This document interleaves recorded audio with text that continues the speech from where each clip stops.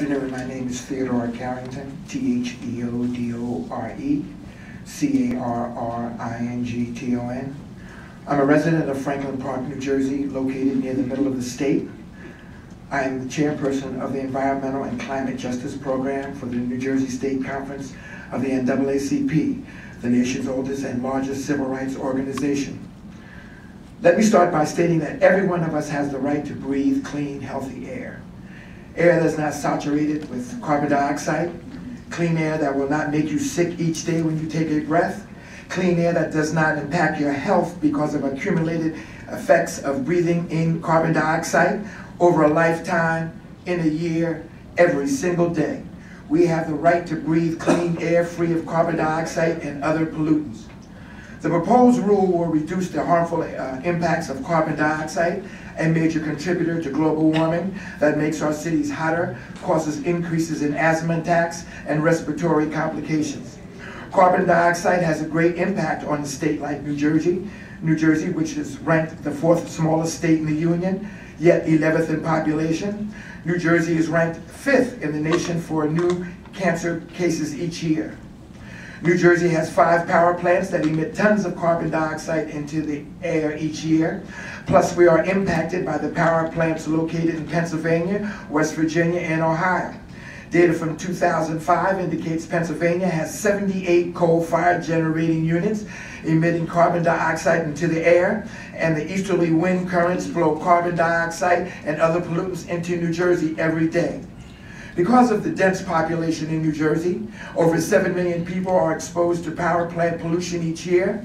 That includes more than 1.5 million children, of which 244,225 are in poverty conditions, and 99,488 suffer from asthma. This is a devastating combination for our communities when our children must compete on a world market and they start off life poor and sick.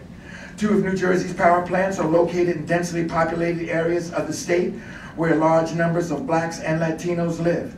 The Hudson Generating Station and the Mercer facility have recently reduced the amount of harmful emissions they emit into the air each year. The 2 facilities did not reduce the emissions because they were concerned the emissions were causing harm to the community. They were not concerned that our children are growing up with illnesses that would prevent them from participating in simple playtime activities or cause them to have difficulty in school. These 2 facilities were forced to reduce toxic emissions because of lawsuits and the threat of lawsuits. The federal government had to step in and make the companies do what they were supposed to do in the first place. The corporations were supposed to reduce the emissions because it was the right thing to do. This is another example of the power plant industry putting profits over the health of the most vulnerable. Although the emissions from the power plants have been reduced, the polluting continues to assault communities that will be affected for many years to come. This is why we need new source performance standards initiated by the EPA. We will be somewhat satisfied to know that the power plants will not add significant amounts of carbon dioxide into the air. There would be a greater sense of satisfaction if we were able to do a cumulated health impact analysis and determine what communities have high levels of nitrous oxide and sulfur dioxide. These are precursors to particulate matter, a microscopic unit that is causing coronary havoc in Black and Latino communities. Finally, last Saturday, I attended a 3-mile community walk in central New Jersey and had the opportunity to communicate with one of the walkers. I noticed she was distracted from our conversation. She explained she wasn't being rude, but she was concentrating on her child. It seemed the young girl wanted to do more than walk. She wanted to run and play with her friends, but her parents knew that any overexertion could cause her to experience a life-threatening asthma attack.